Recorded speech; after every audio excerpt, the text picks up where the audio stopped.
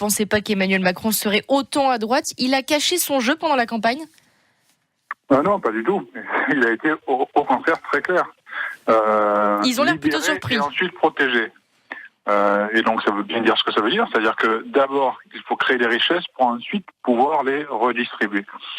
Et donc les premières mesures ont été, il est vrai, faites pour justement libérer les énergies, libérer ceux qui aujourd'hui créent de la richesse dans ce pays. Alors justement, mais on n'a pas oublié, et ça je tiens à le rappeler quand même, on n'a pas oublié les plus fragiles, puisque je le rappelle, le minimum vieillesse a été augmenté, l'allocation adulte handicapé a été augmentée, la taxe d'habitation a été supprimée.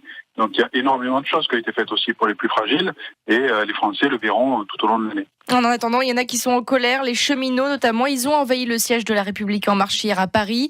Est-ce que vous les comprenez ? Est-ce qu'on va enfin sortir de ce conflit surtout ? Moi, ce que je comprends pas, c'est la violence qui est entretenue, très honnêtement. On a des personnes qui se livrent aujourd'hui à des agissements qui ne sont pas dignes d'une démocratie. Et on sent bien, de toute façon, ce troisième round de la présidentielle que certains veulent jouer. Et tous, aujourd'hui, parlent de convergence des luttes. Et derrière ce terme, en fait, ce qu'ils veulent, c'est renverser le président Macron. Et ils l'ont dit d'ailleurs, et je parle notamment de la France Insoumise, dès juin 2017. En disant qu'ils appelaient une 6e République et que le président Macron ne terminerait pas son mandat. Et donc moi, je les appelle à réellement changer de ton, parce qu'ils sont en train d'entretenir aujourd'hui un climat de violence qui va se retourner contre eux et qui va se retourner contre les Français. Et justement, la cote de popularité du président, plus d'un Français sur deux qui juge son action négative, ça vous étonne ? Ça veut dire aussi qu'il y en a à peu près la moitié qui la juge positive. Ce qui est un exploit pour le président de la République. Donc on peut regarder aussi le verre à moitié plein. Honnêtement, personne ne voyait le président de la République à ce niveau, avec toutes les réformes qu'on a engagées ensemble depuis seulement une année. Est-ce que justement il ne va pas trop vite ? Est-ce qu'il réforme un peu à tout va finalement ?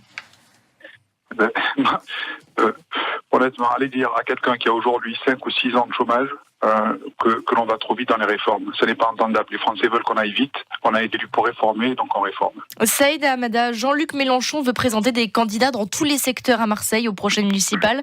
Est-ce que vous allez refaire le match des législatives entre La République En Marche et la France Insoumise ? Honnêtement, nous, on se présentera, il est vrai, à Marseille, et on ne se présentera pas contre France Insoumise ou contre d'autres partis politiques. On se présentera pour les Marseillaises et les Marseillais et pour défendre un projet. Tout le reste, après, ne nous intéresse pas. Et justement, pour parler de Marseille, Jean-Louis Borloo vient de présenter un plan banlieue au Premier ministre. Il dit que les banlieues ont moins de moyens et plus de besoins. Vous êtes évidemment d'accord avec ça ? Évidemment, et tout le monde en est conscient, c'est à Marseille encore plus qu'ailleurs. Moi, si vous voulez, ce qui m'étonne et ce qui m'écœure un peu, c'est qu'on soit obligé aujourd'hui d'avoir un plan pour mettre des moyens pour faire en sorte que des Français soient au même niveau, qu'il y ait un niveau d'équité, si vous voulez, sur le territoire. Qu'est-ce qui manque dans les quartiers nord aujourd'hui ? Naturel. Il manque d'abord de la considération, très honnêtement. Avant même des moyens financiers, il manque de la considération. Faire en sorte que les Françaises et les Français qui habitent ces quartiers nord soient considérés comme des Françaises et des Français à part entière. Il manque ensuite, tout simplement, un accès équitable à tous les services publics auxquels, normalement, un Français doit avoir accès. Éducation, formation, emploi, mobilité, tout cela devrait être naturel et il n'est pas normal qu'il y ait des ghettos dans la deuxième ville de France. Et il y a une chose qui rassemble tous les Marseillais, c'est la qualification de l'OM pour la finale de l'Europa League. Vous pensez que les Marseillais ont leur chance devant l'Atlético Madrid ? Après avoir atteint ce niveau, honnêtement, moi je ne peux que rêver que Marseille remporte cette finale.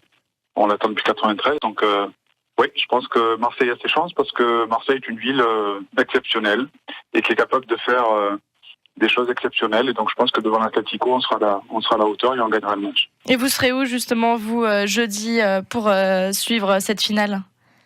Jeudi soir, je serai avec des amis devant un poste de télévision pour suivre la finale. On a prévu ça depuis un petit moment parce que c'était un pari. Et le pari, je l'ai gagné. Du coup, on se retrouve jeudi. Et donc, ceux qui avaient prévu de faire autre chose parce qu'ils pensaient pas que Marseille sera en finale, sont obligés de décommander et de venir ce soir-là. Très bien. Donc, vous serez devant votre poste pour suivre cette finale le 16 mai à Lyon entre Marseille et l'Atlético Madrid. Merci Saïda Hamada d'avoir été notre invitée ce matin sur France Bleu Provence. Merci à vous. Interview que vous allez pouvoir réécouter sur francebleu.fr. Et dans un instant, on prend la mer à bord du Don du Vent. France Bleu Provence.